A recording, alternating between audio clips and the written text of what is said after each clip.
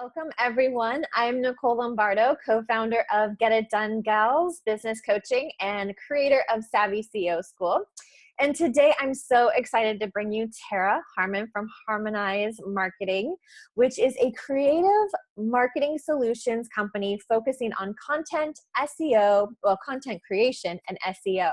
So we get a lot of questions around SEO in our private Facebook group, and I wanted to bring in Tara because, one, we always refer her out, and I believe that she has some really great creative ways to do SEO, whether you're just starting your business or you're a few years in. So we're going to dive into Tara's story and expertise. Thank you so much for being here, Tara. Thank you for having me. This is exciting. Yeah. Yeah. So I would love to hear how you got to where you are today, because you have a lot going on. You have your marketing business. You also have some other side hustles. Tell us how you got to where you are today.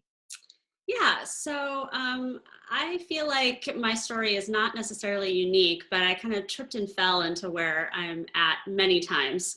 I started off as a performing arts major, and straight out of college, I worked for a high fashion model and talent agency, and I was directing a specific division, and we all had to wear a lot of hats there. So I ended up doing a lot of marketing while I was with them. And so that's how I started off doing some marketing. And I did take a slight break, and I did work on what I had thought I was going to be doing. And I had a dance studio for a certain period of time. I unfortunately came down with an autoimmune disorder that forced me to sell that business and focus on my health for a certain period of time. So I went back into marketing because it was a little bit safer in terms of having, somebody else cover the insurance. And, it was a place where if I needed to take a break, I could, whereas if you're teaching 5 to 10 dance classes a day, you can't do that, so everything gets canceled and it's hard to find substitutes. So I let that go, and I went back into marketing, and I worked in several different industries, including gourmet chocolate, action sports. I worked for a couple of creative agencies. I worked in consumer packaged goods in the restaurant industry, and just did a lot of different things in terms of marketing throughout my career, and worked in quite a few different industries. And my most recent position was with an organic SEO company. In fact, that's what they were called, organic SEO. And they were an agency focused mostly on SEO. And I went in and eventually headed up their content marketing department. So I helped companies to strategize how they positioned their content, or how they, would get their content going, just to help the SEO efforts that our company was doing. Because what I have discovered is that SEO is very multifaceted. So it's one of those things where there's a lot of different ways that you can make SEO work. And I focus solely on content, which is what helped to support all of those efforts. So I was with them for about 3 years. And then last year I decided that I wanted a little more balance in my life. So I have been a Pilates instructor on the side for about 5 years. And I just decided that I wanted to split my time between sitting at a desk and also maybe doing something kind of active. So I call myself multi-passionate. And I'm one of those people who likes to be doing quite a few different things. And I don't think, again, I'm alone in that. So I left that, and I really ramped up my Pilates business. And then I came back to the marketing side of things and decided to build that up. So I would like to say that I have right now probably a 70-30 split, 70% marketing and 30% Pilates, which works really well for me. So yeah, that's how I've gotten to where I am now. And now I'm really kind of ramping myself up as doing more of the marketing side of things. So yeah. Hopefully that made sense. Yeah, it makes sense. Yeah, thank you for sharing your journey. It's interesting because, a lot of entrepreneurs are so focused on building their businesses, and one thing I tell people is if you're really struggling with building one piece, or you're no longer interested in it, or you're just tired of the solopreneur journey, is a side hustle can be fun and exciting, and it can bring in some revenue, and streams of income are great. The average millionaire has 7 streams of income. So, there's nothing wrong with having that side hustle. So I love that you kept that 70-30 split and didn't say, okay, I have to stop doing the Pilates to go back to the marketing, or, do anything like that. It keeps that balance of excitement and creativity. So when you step away from the marketing, you can get out and be creative and probably talk to people a lot more. Absolutely. That was definitely a huge one. And then just standing up too, getting away from, even though I have a standing desk solution, it was one of those things where, you're caught in this fog of looking at the screen the whole time. And when, you're working for yourself, you also don't have that interaction of other people around you. So, I definitely wanted to keep that. And I'm so glad that I did. And I ramped it up just enough, financially to make, both of these ventures work. So, yeah. Wonderful. Yeah. And so now that you are doing the marketing 70% of the time, actually, let's step back a minute and just explain SEO. What does that even mean? Okay. Because some people say, I need SEO, but I'm not even quite sure what that looks like. And so let's dive into SEO and what content creation, specifically SEO, means. Yeah. Okay. So SEO stands for search engine optimization. And again, it's very multifaceted. And there are sides of it that are so technical, to be honest, that I don't even know that I could accurately explain them very well. We had an amazing team of people at the agency that I worked at. And they would work on the technical stuff. And I mean, they had spreadsheets and, calculators and analytics and graphs and everything in front of them. And I literally went cross-eyed when I sat in front of them. So I can see why it would be confusing to a lot of people, because there's again, that analytics side of it. And that includes also things where, they're doing backlinking and things like that. So that's one aspect of it. That's the technical aspect. And then there's the other aspect, which is the creative side, which is where I, focused my energies on. And I also worked with our social media team. And that's, again, the content. So content in terms of SEO, which it definitely ties into SEO. I think that that's a big one that I would like to make sure that people understand, is that there is the technical side that you can also pay for, and there's ads and AdWords and things like that. And then there's this other side, which is the organic side. And that is content that you create on your own, or maybe you have a small team of people who can help you to create that, so that there is a viral aspect to it. So that would be blogging, email campaigns, your social media, video, podcasts, any of that content that you can create that can go viral. That's your organic SEO effort, meaning that you do have maybe an overhead cost in terms of paying somebody to do those things for you, or your soft cost of creating that content yourself. But it's what is natural and authentic. You're not actually paying for an ad or an AdWord specifically to make that happen, or a retargeting or a remarketing banner or anything. And I'm not saying that those things aren't important. They definitely are, but they require usually a much larger budget. And, that can sometimes scare people too, because it's not tangible. We've moved away from having these printed pieces, or maybe just specifically a website, something that you can see and something that you can wrap your head around. But with SEO, it's harder to do that with, again, the banner ads, the remarketing, retargeting, all of that stuff. People are like, well, how on earth does that truly work? AdWords, what do you mean by that? So, again, that's the one aspect that is more technical and usually has a higher cost associated with it. And I think that when you get to that place, if it's necessary, that's great. But then there's this other side that, you're a solopreneur or somebody with, again, a smaller business can usually wrap their head around. And this is where it's attainable, is that you can create this content on your own and, really start to ramp yourself up, with the search engines by creating this authentic content. And that can be whatever medium you choose. And I always say to go with, maybe 2 mediums, keep it really simple.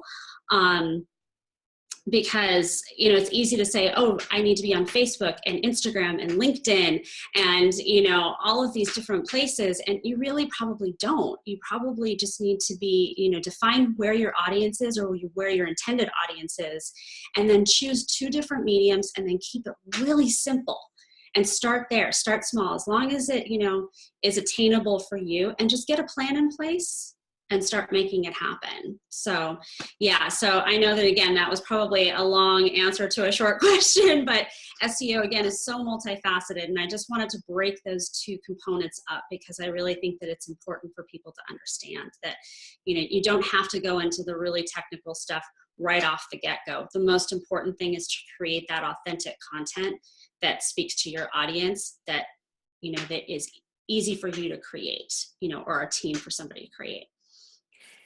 So do you have to have, we hear about meta tags and titles and keywords and all of that. Where does that come into play? Okay, so I didn't touch base on that, but those are the basics. So, some people ask, when should I start getting, into SEO? When should that happen in my business? And I would say just get the basics set up, and those are the basics. So meta tags, meta descriptions, and making sure that any images or video or anything that you have on the back end of your website or on your website is buttoned up. So, your meta descriptions are what shows up in a Google search if they search for you, and let's just say that your business does happen to pop up. And, it'd be Get It Done Gals Home, Get It Done Gals About. That's your title. And you want that to resonate with what actually resides on your website. And then you have that little description that's just below that. And that has to be a number of characters, or it trails off. And you'll notice that happens with a lot of different companies that have, they have maybe a description, but what it's doing is it's usually populating the first sentence of content that they have on that page. So you'll see it trail off with an ellipses or that ... And ideally, you actually want that to be a description that is, it tells people what is on the page, but gives them just a brief synopsis of that within that limited character count, which I think it's 156, but I'm for some reason totally blanking on exactly what that is. But you want to make sure that you are kind of telling just like a little brief description of what's on that page in a full sentence structure. That is, that's your basic SEO. And I would say that that's one of the most important things to have done. The other side of it too that I think people do forget about is images. So sometimes if you upload an image and it says, and let's just say you didn't change the number on an image, you didn't change it to have any sort of a title specifically, you would want to do that. You want to make sure that you change the title of your image to what that image is. And then if you can, add some descriptions to that, because those come up in a search as well. And that's another way to get people driven to your brand or your, who you are and what it is that you're doing. So, again, just makes you more searchable, So yeah, those are, again, the basics of what I would say. And then the other thing is obviously having content that resides on your page that really speaks to what that page specifically is. Okay. So, yeah. So those things you do in the back end of your website. Now, what about blog posts? Is it really important to have some sort of, like if you have WordPress, you have a plugin like Yoast or something like that. How important is it to research keywords, or do you just put a few keywords that are in the text, or does the text pop up Can you give us a little insight? Yeah, so blogging is, if you can do it, I would say it's extraordinarily important. And so, you can do a really long blog or you can do a short blog, but I would just say do it. That would be my number one thing. And yes, you're right. With the plugins, it makes your world a whole lot easier. So Yoast is probably my favorite plugin to use, especially if you have a WordPress site, because it's really easy to populate that content in the way that you want it to populate. So you can put that, your title in there, you can see how it's going to showcase in Google, and then you can do that with your description to make sure it's within that limited character count.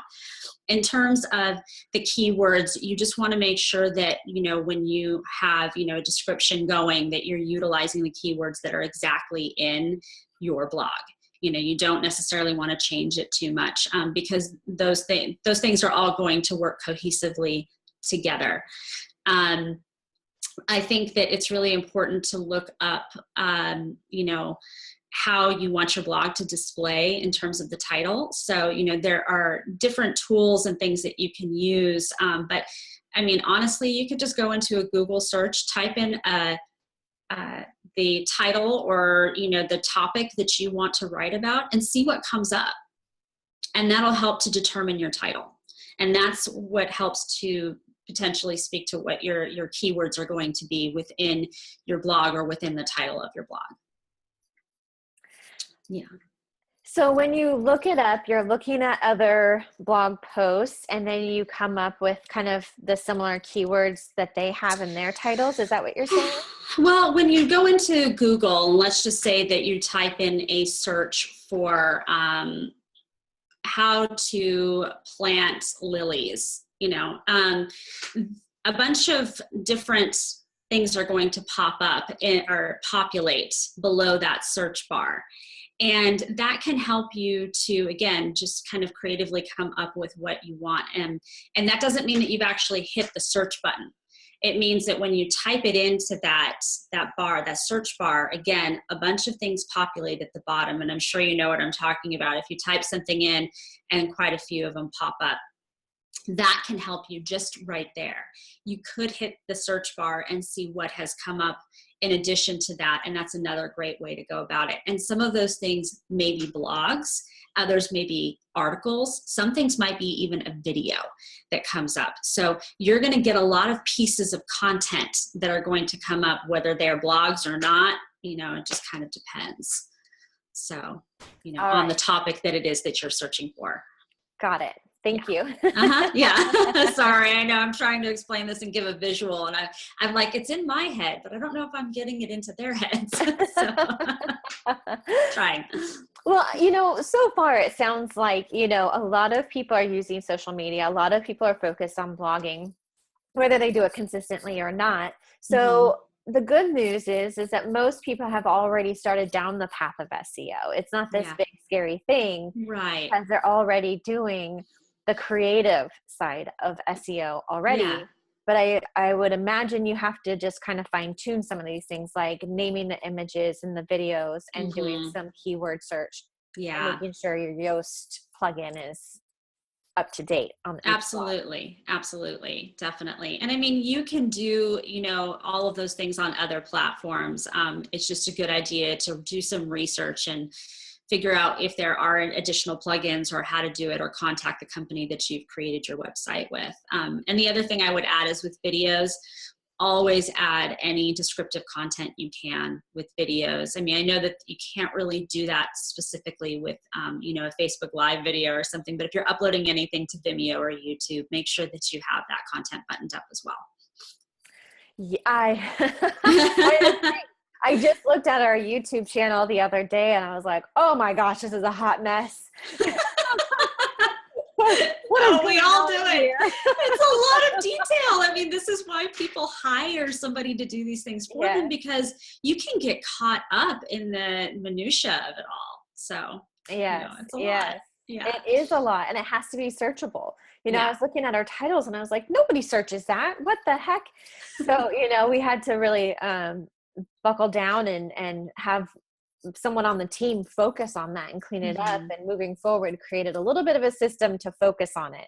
Yeah. Because otherwise, why create the content if no one can find it? If no one's seen it and can find it, then it's counterintuitive. Yeah, absolutely. And then the other thing is just making sure that you're sharing stuff. Share it all of that should be campaigned together. So if you're sending out an email blast, for example, you want to make sure that you add the blog in there. And then if you have a video that you posted, make sure that you post that. If you have a really great Facebook post in there that you want to reference, make sure that you put that in there. I mean, all of these things should be in there and clickable, really easy for people to access. I love this. This is, I like that you say campaign together. That's another way to say it.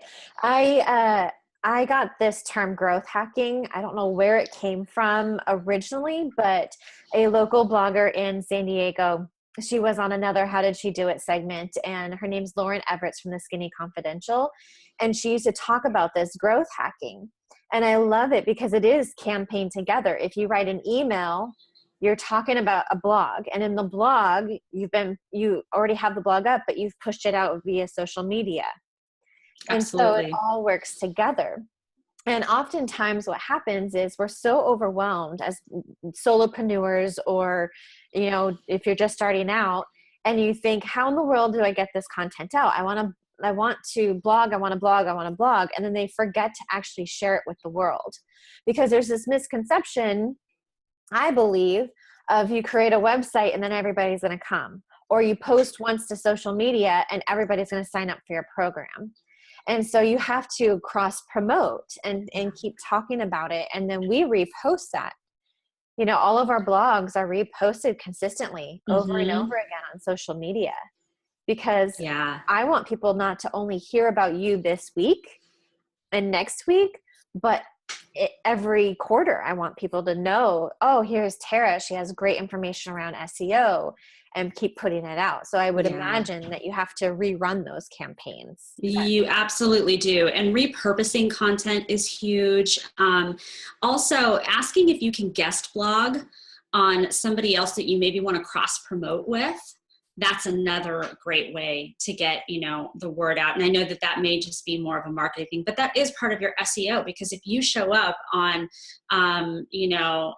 Mind Body Green, or, Wellness Mama, or something along those lines, if you do a guest blog for that person, or they do an interview with you where you're kind of iterating maybe some content you already have on your website, that starts cross promoting. And that's another great way for the search engines to speak to each other and for you to get found, and for you to build awareness. So. I know. Guest blogging is funny. It ebb and flows in our business. It's like sometimes we're really focused on it, and then we get busy with other things. And so, when it comes to guest blogging, do you have any tips? Because one thing that we have found with clients is that they're nervous to reach out to people out there and hear no, or hear crickets. Do you have any good tips around that? Yeah, I would say start to build a relationship with somebody that you might want to connect with on social media. So, comment on things that you think are really cool that they're doing, or if they have a video, or if they have a blog, or again, social media is one of the best ways because they want to connect with people. That's the idea. So chances are, if you can get a little dialogue going, you're going to start building a little mini relationship. And then it's just something as simple as, again, be authentic, don't be salesy, obviously, and nobody really wants to deal with that. But if you've created this kind of authentic dialogue between the two of you where, there's some really interesting things going on, it becomes a lot easier to reach out to that person via a direct message. I wouldn't say do it in the comments, that's again, salesy, and that's kind of pushing who you are. I would say, sidebar it, just a little direct message on the side, like, hey, I just wanted to reach out and see, if maybe, you're into some guest blogging, and maybe if there's any way that maybe we can help each other out, and again, if you feel like you've created something authentic with that person, just in terms of the connection, it's not going to feel, contrived or, again, salesy or awkward. So that's one of my favorite ways. And it's funny because that happened with me, even just with Pilates. There's this one account on Instagram, and she's hilarious, and she just posts the most amazing things. And I couldn't help it. Like, I was so engaged. I wasn't reaching out to her because I had the intention of necessarily, working with her with Pilates or anything. She was just entertaining.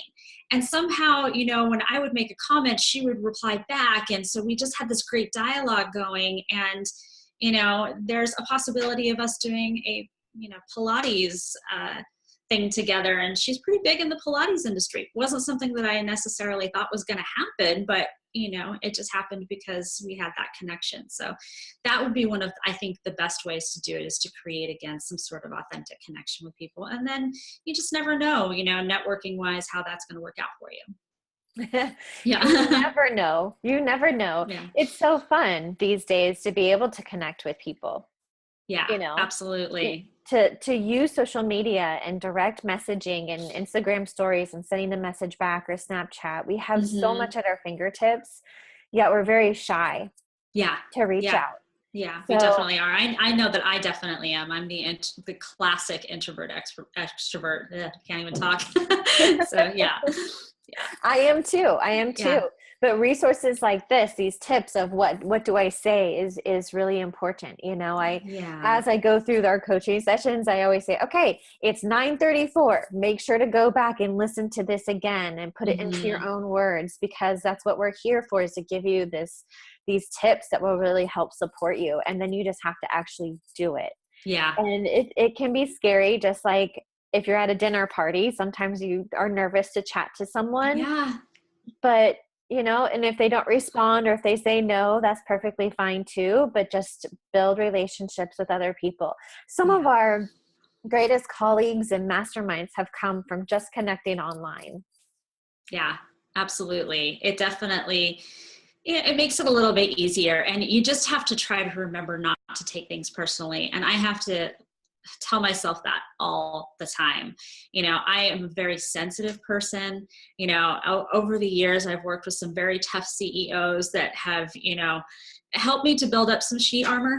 But I wouldn't say that it's fully there, and I'm okay with that, because it's part of what makes me who I am and how I go about my business. And I think that that's helped me to attract the right people to my business, that, we're a good fit for each other, to work with each other. And so that's another thing to remember, that if somebody decides that they don't want to work with you, if they say no, then it's probably not meant to be. And, that's just not the right fit, and that's okay too. So, just being okay with that, all that self-talk. So, it's okay. So, yeah. It is okay. Yeah.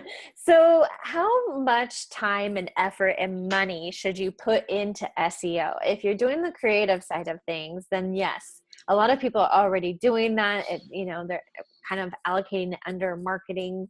Is there a point in time where you want to start to get into the tech side and the analytics and the AdWords and retargeting? Yeah.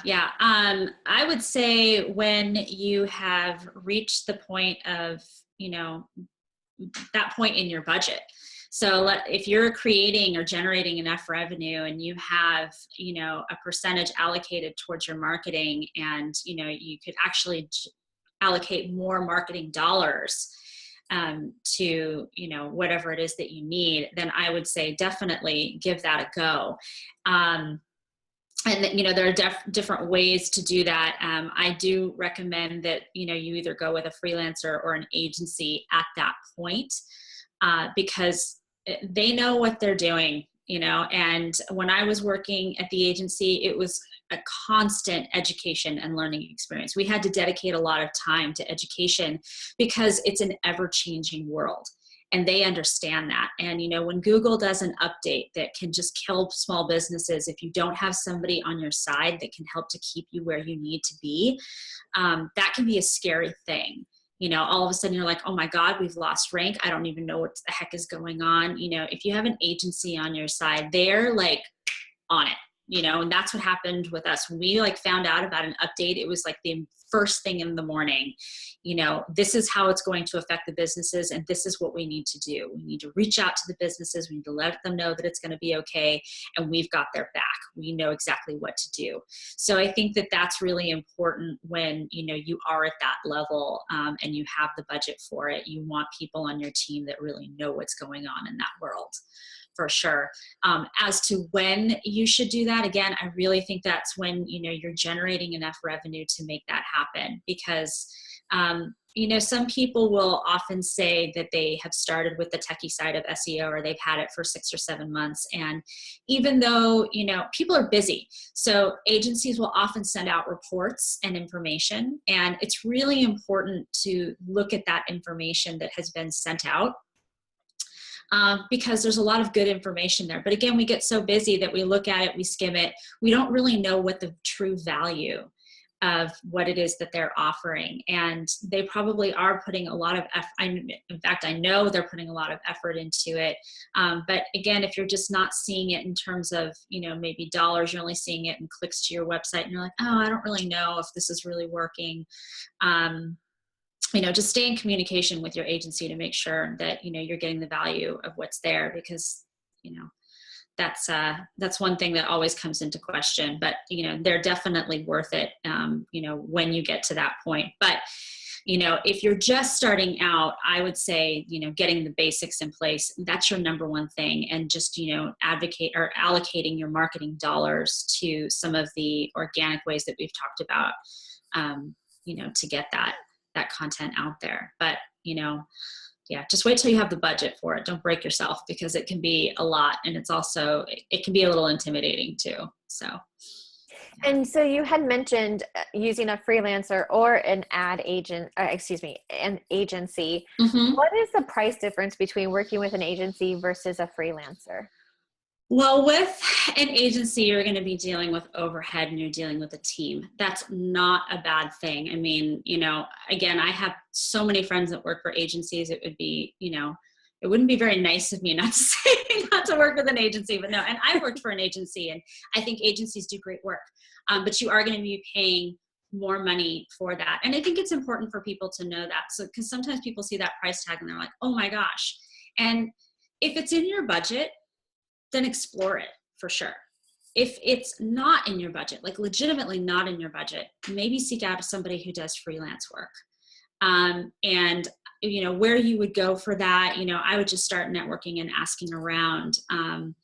But just, again, be mindful of your budget, because you don't want to spend a bunch of money somewhere and not know what the value of what it's bringing is.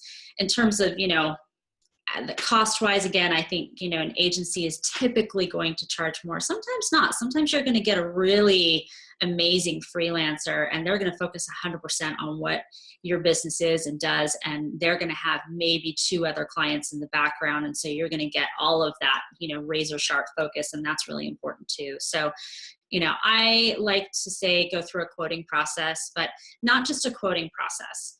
I also say go with somebody who gets your business. I think that's really huge. Sometimes, we'll go with somebody just because maybe they're either, I don't even know if it's less expensive, or, there's lots of different things that come into play there in terms of, how much you might spend on an agency versus a freelancer. But ultimately, I think you need to go with somebody that, you gel with, that, communication wise, you get each other, because you're going to see and feel the value, I think, a whole heck of a lot more. So, sometimes that means that you might pay a little bit more, and I think that that's okay. And I've definitely done that, with business coaches and things like that, where, I will pay a little bit more for somebody who really gets me. And I think that that makes a huge difference. Yeah. Yeah, definitely. So, yeah. So you would fall under the category of freelancer.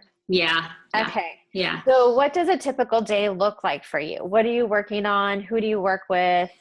Coaches or brick and mortar businesses? What does that look like for you? Oh gosh, it's a lot of different things. So, I obviously, like I said, teach Pilates as well. So when I get up in the morning, I usually teach a few Pilates clients, and then I come home and I work on my freelance projects. I have some people some companies that I work with that are on retainer. So I do ongoing work for them, and that could be, usually it's a package of some sort. And that would be a package of maybe doing 2 blogs per month, and buttoning up their content calendar, and also doing maybe an email blast for them, and then helping them out with some social media efforts. And I have those packaged in a lot of different ways. And I do have to time track, because with content or anything creative, it's so easy to get lost. And I think that, you know, as a solopreneur, it's really important that you're mindful of your own time. So, you know, I try to block myself out, you know, for a certain period of time. If I have to go over a little bit, that's okay. But if I'm going way over, then, you know, it's just good to go back and rethink, you know, how much you're charging, and, you know, maybe where you need to, you know, button some things up. So yeah, so I come home and I work on all of those things, and I usually, you know, again, just block those things out and continue to work on those things. And then, you know, around 5, 6 o'clock, sometimes later, as you know, if you own your own business, then I'm pretty much done. And either I go and teach Pilates more, or I go take a dance class, or, you know, what have you. So sometimes I also go in and meet with clients. And I think that that's huge. If you have the ability to meet with your clients and connect with your clients, I think that's really important. Some of them don't necessarily want to do that, and I don't push it if they don't want to. I do have a handful of clients that they are just busy. They would rather just do a quick phone call, 2 minutes. This is what I need. This is what I want, and done. But I always try to, you know, connect with them. So some of them I will go into the office, and I usually have a go-to person inside of the office, and I will just do an in-office working session with them. And either that's, again, in office, or sometimes I will do that via a Zoom call, or just even a quick phone call, but just something where you're connecting with them. And I try to do that at least once a week, if possible. If that's not their jam, and they really just kind of want to connect once a month or once every 2 weeks, then I have that scheduled as well. It's interesting because, you know, when I think of SEO, I don't think of like email marketing and social media. You know, Yeah. I love that your marketing is all tied in together. And like you said, there's campaigns and marketing, and this is SEO. So I feel so excited about what we're talking about, because I feel like it will really support a lot of women in our community of saying, hey, you're already doing some of the things that you need to do. So if they're already kind of doing this, what is like the number one tip? Getting the basics in place? Yeah. The number one thing would be to get the basics in place on the website, and with what we call our citations. So citations are anywhere that your business is listed. If you're a service-based business, if you are doing anything that's related to B2B or e-commerce, that's kind of a different animal. You still want to be buttoned up with the basics, but that's where, you know, an area where the more techie side of SEO would probably come into play for you. But if you have a service-based business where, you know, you're doing, you know, Pilates or yoga, or, you know, or if you're even just offering some sort of counseling or coaching or anything like that, and you're in a specific area, it's really important to have your citation set up. And that is basically having your business listed anywhere that somebody can find you. And that's going to be on Google and on even the Better Business Bureau. Yelp is a big one. And Yelp is a funny one, because I found that with a lot of people, and I will say this, is that people get themselves set up like 3 or 4 times by accident. So we've all done it, you know, because we're like, oh, I have it associated with that email. And then, oh, wait a minute. I like this title of my business a little bit better than this one. And then all of a sudden you have 3 listings there. So get that buttoned up, you know, 1, if you can. And you may have to call up Yelp and like get it all, you know, consolidated into 1. But check that out. Make sure that your business name is the same on all channels. Again, I'm a creative. I get it. Sometimes I've got like 5 different names. I'm like, this one sounds good this month, and this one sounds good this month. Like, clean it up. Make sure that it's the same across the board. Make sure that your website is listed, your phone number is there, your social media channels, all of that stuff is buttoned up and it's listed in all of these different areas. And you can even just do a search on SEO citations. I think that would give you where you need to be. Angie's List, Thumbtack, all of these different areas that you maybe want your business to be found. Make sure that that information is there and that the content that you have about your business is very similar across all of those channels. You can vary it slightly. That's actually kind of a good thing to do. But just make sure that it's, very clear, concise, cohesive, and, similar across the board. So yeah, those would be the basics that I would say to get yourself started with the SEO world. And then, like I said, we've talked about, doing social media and email campaigns and all of those things. That all equates to, positive SEO value. So the one thing I have found with this conversation is that you said you should hire a freelancer or an agency when you generate enough revenue to get there. So until then, you should be working on the citations, working on your website, working on your blog, social, and all of that to get a little bit of traction first. What I have found is that clients that come to us and they're really struggling with blogging and social media, and they've hired someone to do it right from the very beginning. And when we talk with them, they're like, yeah, I think I'm going to work with a business coach, figure out what I need to actually say and do and what I'm actually doing here in my business versus hiring this out to someone.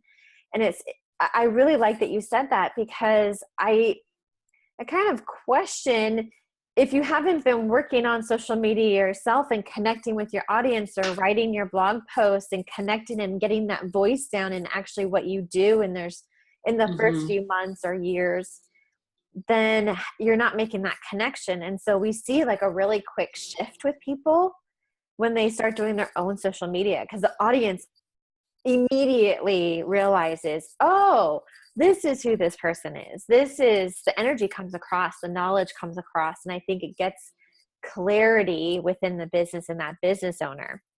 So I love that you're saying just start where you're at and get the clarity. And then once you start generating enough revenue, then hand it off to somebody else. Yeah, absolutely.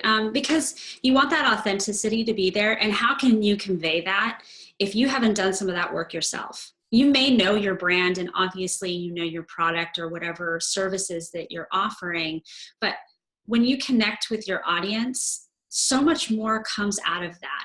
And you also never know where that's going to morph into and what further opportunities you're going to gain from that.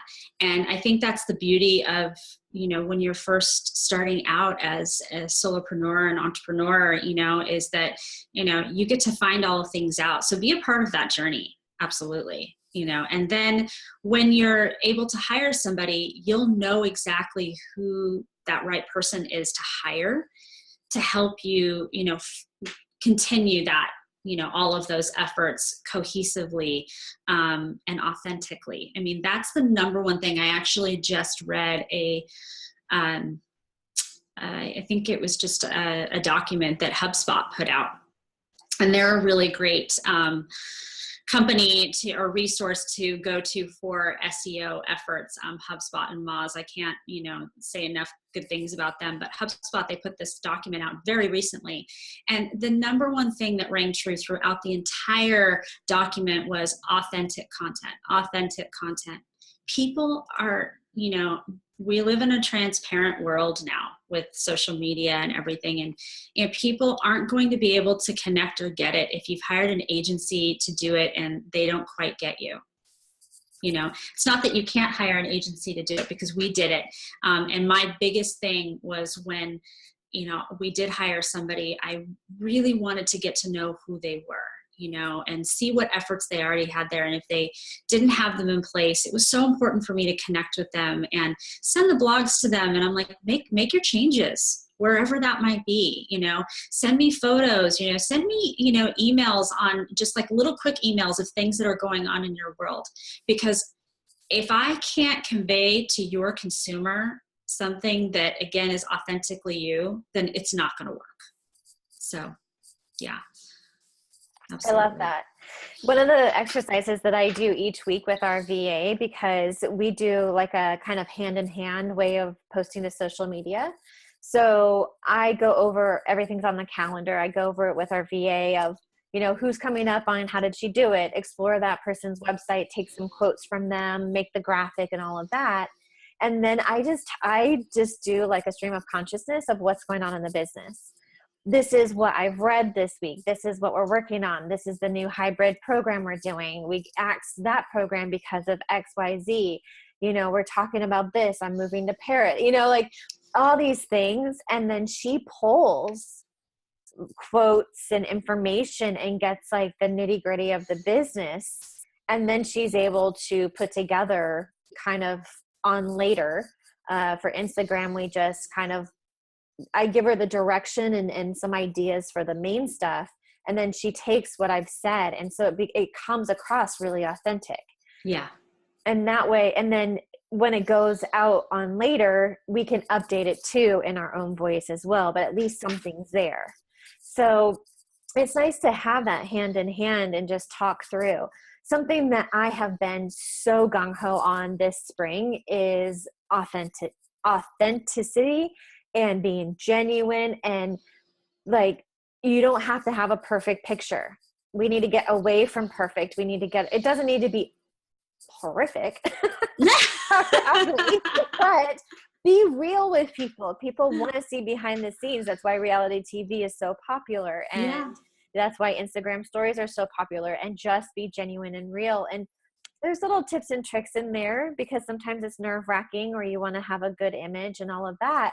But I have just been saying, you know what? I want you to focus. Like, we get caught behind this avatar, ideal client, or target market. And I always tell everyone, focus on your best friend that you talk to about your business, and you're so excited to talk to them about what's going on in your life and your business.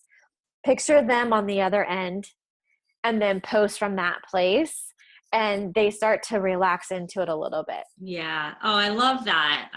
That's perfect. And that's absolutely what it is, nowadays. And we have to release those perfectionist tendencies, and I think that's part of the journey. That's part of what makes it fun, is that we may have an intended audience when we first go into it, but then all of a sudden this new audience comes up and you're like, oh, I would never have known, had I not just put this out there, but, now I'm looking at it, and you might have to rethink your business a little bit, but that's okay.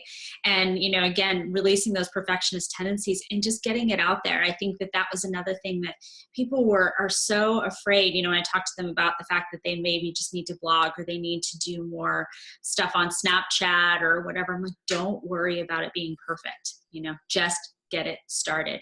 It's not going to be perfect to start because you're brand new at this. You're just learning to walk with this, but eventually it's going to start clicking and working, and you're going to find who your audience is, and those people are going to start following you and, interacting with you, and that's going to help drive your business even further. So be okay with not knowing. I know that's scary. So it's okay. Yeah. Everything that I've read so far is, we just finished up this course called Savvy Marketing 101. And what we really focused on was this being transparent, authenticity, genuine, coming from this excited place, everything I just kind of talked about. But what I based it upon was, I forget what source it was, but they were saying it used to be the information age, and now we're in the documenting age. And I loved that because it takes us away from all the pretty quotes and the just, I want to say content, but it's okay. You can, but it is documenting and showing behind the scenes and showing a process of how you work with people or what your life looks like. And that seems to be resonating. And so I loved I loved that they said that in this article because I resonate with that. I want to see what other people are doing. Yeah. I need to do the same. Yeah. So it feels good. It feels good. We're on the cusp of like exciting changes in marketing, I feel like. Absolutely. It's changed so much. It's so different from when I was in it, and it was, you would get printed media and you would force it in everybody's face, and it's not that way anymore. And I'm glad for that. I really am, but it did force me to rethink even how, I went about my career, because it changed so much just in the past 5 years. I can't even tell you how much it's changed, and I've been in marketing for, 15 years. So yeah, it's just Yes. crazy. Yeah. It Yeah. is. No, but that's Exciting. awesome. Everything that you guys do is amazing. So, yeah, I Well, love it. thank you. Thank Yeah. you. Well, I appreciate you coming today and taking the time and talking about SEO and really giving us the confidence that we're already making those strides in what to do next. So you guys, Yeah. if you're, trying to figure out what to do next, do the first thing is get the basics in place, make sure your website is neat and tidy with all of your image descriptions and page descriptions and video descriptions, and work on your citations. And in the blog post, we'll leave links and resources as well so that you guys can click on those easily. And Tara, how can everyone find you? Okay, so it's funny because I had focused so much on the Pilates side of things that's where I had buttoned myself up. But I am in the process of getting my marketing website up, and so that will be up soon, and it will be Harmonize Marketing, and I will give that to you so that you can update that soon. So right now you could look me up under Harmonize Body. That's who I am for Pilates. That's a great way to contact me if you needed to contact me right now. But all of this came to fruition recently. So and I'm really excited and grateful for it. But here I am talking about getting other people buttoned up, and I need to work on that myself. So, work in progress always, right? Always, always, Yeah, always. Things shift and change in business. That's okay. And absolutely. you're also in our Facebook group under Tara Harmon. So if you guys are in the private Facebook group, Get It Done Gals, always reach out to her, ask her questions, tag her. She's active in the group, and that way you guys can connect there as well. Absolutely. Yeah. Happy Yeah. to do that and offer any help and advice that I can. I get it. Yeah. All right. Well, and you're available to, if someone is looking for a freelancer at this point, you're taking on clients? I am. Yeah. I am taking on clients. So, Perfect. yeah. All right. So if anyone is out there and you have your clarity around your business, you've been super genuine and authentic on social media, and you're ready to get some support and hand holding, you want help with blogs or email campaigns, social media, make sure to check out Tara and talk with her about her process and her packages. So thank you, Tara, for taking the time today. Thank you so much for having me. I appreciate it. You're welcome. Have a good day.